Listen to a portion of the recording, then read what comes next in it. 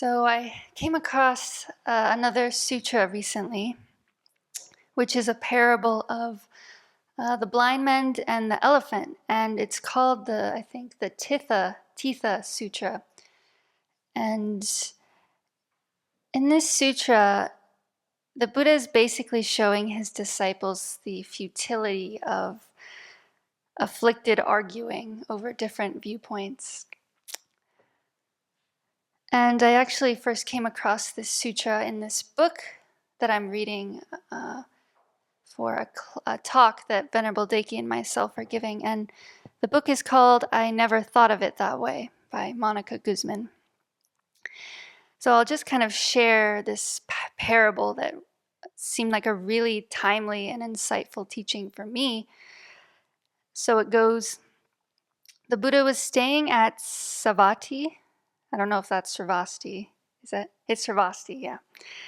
And there was a community around him in the local village of mendicants, wanderers, and Brahmins. And when the Buddha's disciples went out to get alms, they noticed how all these village people were just fighting and arguing, over all their different religious beliefs and philosophical views. Then they would say things like, only this is true, anything otherwise is worthless. And apparently they were wounding one another with weapons of the mouth. So the disciples came back to the Buddha and they reported this, and the Buddha kind of told them a story about it. So the Buddha's response was, once upon a time there was a king who lived in Sravasti a long, long, long time ago. And this king asked his servant to round up all the blind people who were born blind at birth. And so anyway, he rounded them all up. And then the king asked the servant, show all these blind people what an elephant is like. And so the servant did that.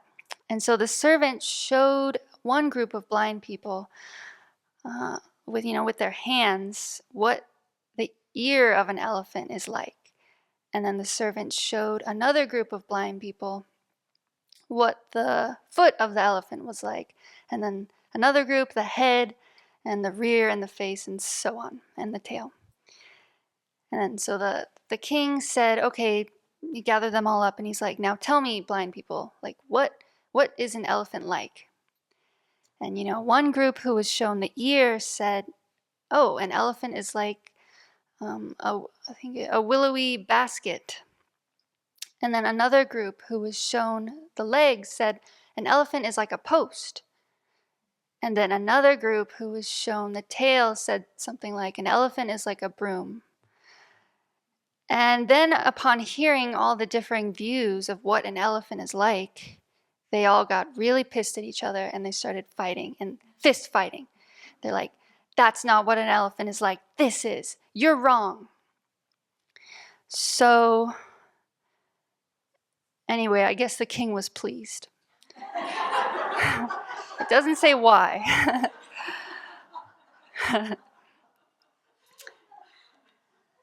So anyway, the Buddha remarks on this, and he says, with regard to these things, they're attached, some contemplatives and Brahmins. They quarrel and fight, people seeing only one side. So, yeah, this is timely, I think, because, we bump heads on a daily basis and we fight over our views on a national scale too. And the way I see it, we're all kind of like these blind people who think we can see the whole elephant when really we're just seeing one small part of the elephant. And, and we argue, who's right, who's wrong. But really, yeah, again, we see one part of the situation thinking it's the whole situation. And that gets us into trouble. And I think Buddha's also showing us, the futility of clinging to our views that are quite narrow. And I guess defending them to the point where we even use our fists or use guns to defend our views. And on a daily basis, I definitely do this where, my self-centered thought comes up with a very narrow, kind of miserable narrative about another person. And, quickly I assume this person's like this.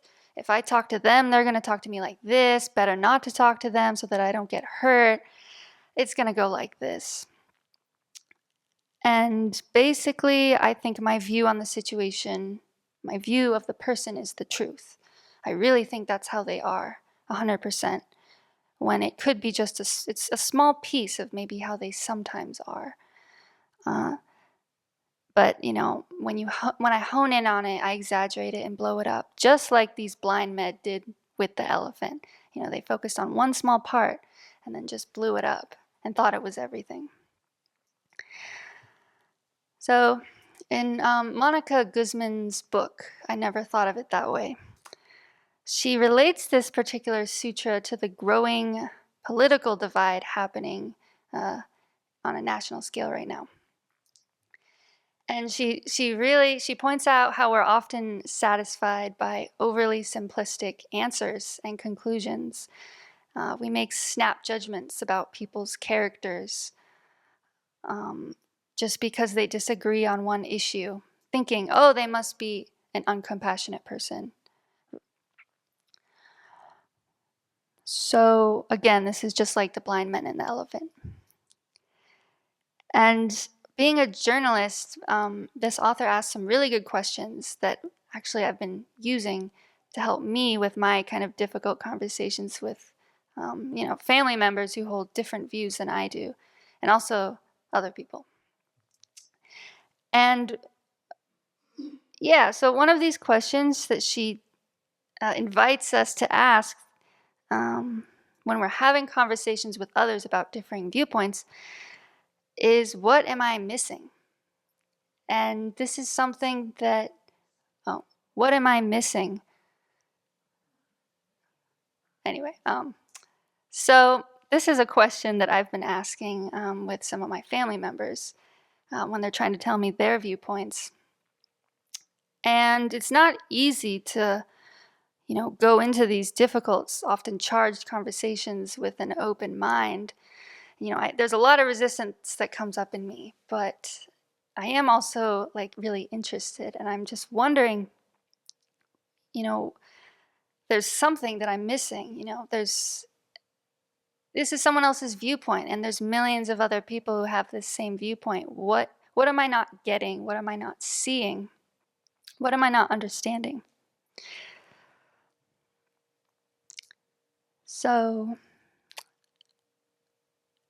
and when we want to understand a perspective on an issue and we don't get it, we don't get what the person's saying, instead of just reacting and thinking their argument is incoherent, it's unreasonable, it doesn't make any sense, blah, blah, blah, it would be good to maybe do something different. So basically,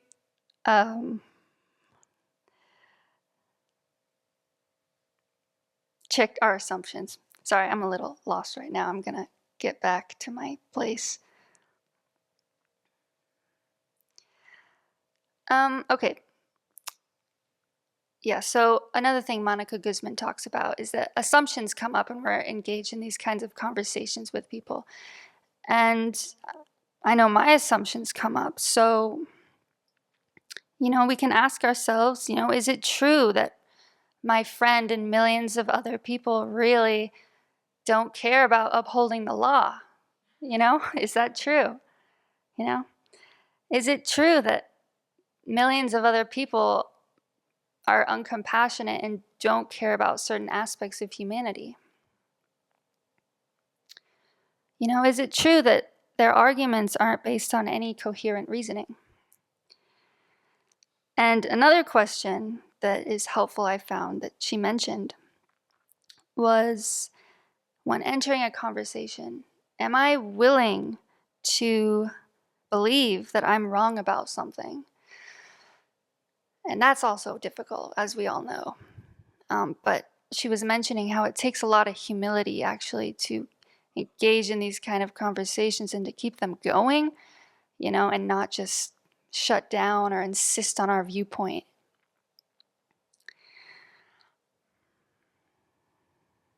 So, and we all know what it's like when, we're engaged in a conversation with someone and, people are talking at us and they're really insisting on their viewpoint. And, maybe we feel drained. It's like, this isn't going really well. And we probably know what it's like when we ourselves are insisting, and it's just not going well. So one more question that Monica Guzman asks that I found helpful was, if we were less afraid to hold our opinions loosely, could we consider new ideas more freely? And I thought this was a good question because my conversations do go better with people when I hold my opinions lightly and I'm not clinging so tightly to them and insisting. So these are just some of the things I've been thinking about. And, it's not easy to step out of our hardened viewpoints to consider someone else's perspective. But yeah, it's very important to do that nowadays and in such divided times. And just one last thing. I think Monica Guzman summed it up really well, the point of the Buddha's parable, where she said, a better seeing of the elephant would come from the blind men working to understand each other's perspectives and adding them up into the reality before them. It would take trust. It would take struggle. And more than anything, it would take rejecting the certainty that any one of them has all the information they need.